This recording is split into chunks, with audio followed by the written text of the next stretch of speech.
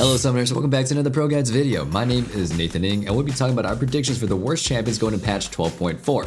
It can be very difficult to understand how different buffs and nerfs are going to affect the meta. Sometimes a seemingly huge nerf just really brings a god tier champion down to the S tier, and they're still plenty OP.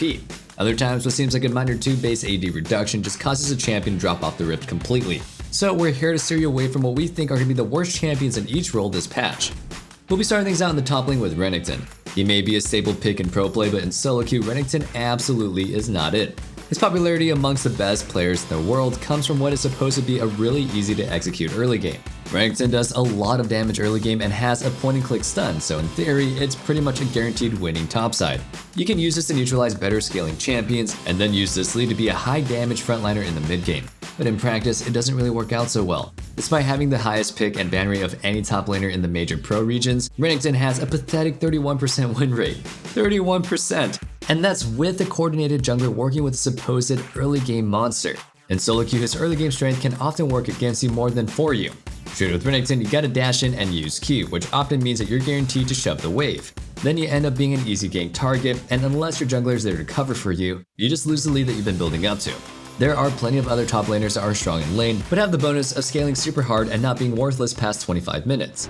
Avoiding the champions on this list is a good starting point to ranking up, but if you're actually serious about climbing, you should check ProGuides.com. We have courses from all your favorite streamers and pros like CoreJJ, Aphelios, and Xmithy to really help you understand how to play your role. And if you want a more personalized experience, we have coaches available 24/7 ready to help you become the best. Our coaches are top tier players that have spent years climbing the solo queue ladder, and they're ready to share everything that they've learned with you. Find our site down in the description box below, and let's get back on topic, shall we?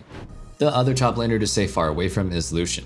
I'd go as far as to say that he deserves his own F tier to sit in. Like Renekton, the idea of Lucian is to bully your laner super hard and build such a huge lead that you can just mow them down at all stages of the game. In theory, that sounds great, and laning against Lucian can definitely be a frustrating experience, but the thing is, it just takes a single gank from the enemy jungler to ruin that.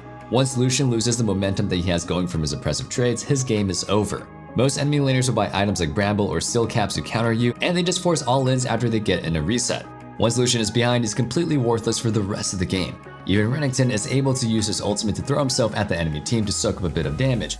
Lucian has absolutely nothing to contribute.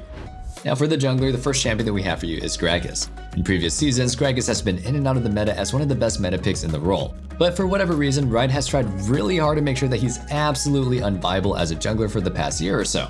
Maybe it's because once he's good, he's a 100% pick or ban in pro play? I don't know, regardless of the reason, just stay away from him. He doesn't do enough damage to be an AP carry, nor does he have as much durability or disruption as other tanks. The other jungler that you don't want to pick is Pantheon. This is in stark contrast to his role as a solo laner. In a lane, Pantheon is able to go for short, bursty trades. These trades are super impressive because he does a lot of damage with a very quick combo, and he also leaves opponents unable to trade back with the shield. Then you back off, wait for cooldowns, and then go in again. But in the jungle, there's no such thing as going in for short trades. You have to be able to commit to fights if you're going to be picking one, and that's where Pantheon falls short. He doesn't quite have the extending dueling power of the champions in this role. Other than that, his clear is pretty slow and his ganks are lackluster. Since Pantheon is a champion that relies on getting ahead early and snowballing a lead super hard into the mid game to close out games fast, those weaknesses in the jungle make him pretty much unviable. Next up for the mid lane, we'll start off with Corki. The package nerf in the last patch hit Corki hard, a lot harder than expected honestly. I mean, I knew it would make him a little bit less consistent, but his win rate dropped by nearly 3%. But thinking about it, it makes a lot of sense. Corki is supposed to be a hard scaling hyper carry, with a weak exploitable early game. And when his package is down, that's the case. He doesn't win against anyone really, and most other mid laners are way more useful than him in team fights until much later into the game. When his package is coming up, he becomes one of the best champions in the game. He does an obscene amount of damage and gives one of the best slows in this game. This gives him incredibly strong team fighting around objectives. You can use an 8-minute package to force Dragon and guarantee your team working towards an early Dragon Soul. Upping that initial spawn time to 10 minutes gives the enemy team a much bigger window to go for that first early dragon.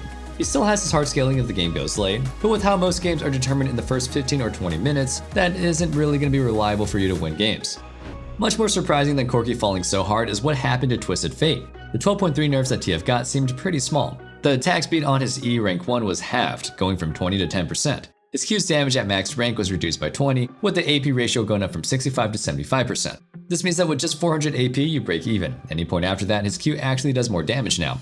But I guess the effect on his early game just hurt way too much because his win rate dropped by nearly 4%. Even at the top of the ladder in Master Plus, where he typically shines, his win rate is in the red. While both of these mid laners got hit a lot harder than I expected by their seemingly small nerfs, I can't say that they weren't deserved. They both have been dominating a little bit too much lately, and honestly, with both having semi-global presence, I'm pretty glad. It sucks to have roaming mid laners on top of constant jungle ganks when I'm playing in the bot lane. But they aren't the only champions that have been long overdue for some nerfs. Plenty of other champions have been in the S tier for months with no attention from Riot. And that brings us to today's question of the day. What champion has been way too good for way too long? For me, I'd have to say Kha'Zix. I can't remember a time when Kha'Zix wasn't a complete nightmare to deal with. The only nerf that Riot gave him was so small that it didn't really change anything, but they're pretending like it did. Also, I hate Yuumi. I don't think that she's, incredibly strong or anything, but if my friend Lina could play her well, then anybody can. Anyway, that's just me, and we want to hear from you. Let us know your answers down in the comments below. Now, without further ado, let's get back into the video. Taking things down to the bot lane, the first champion that we have for you is Varus. I probably sound like a broken record at this point, since he's one of the most talked about champions on this list, but that's just the way things are. He's possibly the #1 victim of being nerfed into the ground due to his prominence in pro play. He was beaten so badly with that nerf bat last year that even 2 back-to-back buffs haven't really been able to pull him up from being one of the worst possible picks in the game. As I've mentioned before in the past, I think Varus badly needs a rework of some kind. I think his current kit is so cool and fun to play as, and playing against it is completely miserable when he's strong. He's great in ARAM though, so there's that. He just ends up bullying the lane and then becomes the best artillery champion in the game once you reach 2 or 3 lethality items. There just isn't much counterplay to a champion sniping squishies for more than half their HP from across the screen. Now we have my personal favorite ADC, Aphelios. I actually really love this champion. It's pretty sad to see him here, but like Varus, he's a champion that is used too well by pros, so Riot tries to make him as unviable as possible. He scales super well and can honestly 1v9 games if that goes late enough, but the issue in solo queue is reaching that point. He has one of the weakest laning phases in the game. In fact, with him not even having an ability at level 1, you're pretty much going to be playing off the back foot the entire time. The only way I'd say Aphelios is really worth playing is if you have a dedicated duo that you know you can rely on to get you through that laning phase. But at that point, I think I'd rather just pick a hyper carry like Jinx that can come online quicker and roll fights just as hard, if not harder.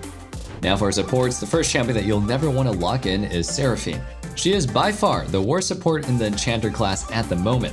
Even Karma, who I personally hated seeing picked, is better, since she can at least give good early game pressure. But Seraphine is a more scaling focused champion. She has almost no presence as a support, and in most cases, the enemy bot lane can just ignore her and jump on the carry, essentially killing them in a 2v1. She does technically scale super well, but that's only when you play her as a carry that takes farm.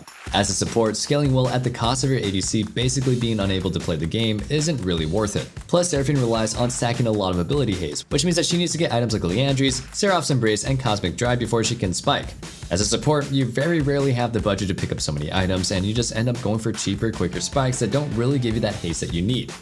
Finishing off our list, we have Sett.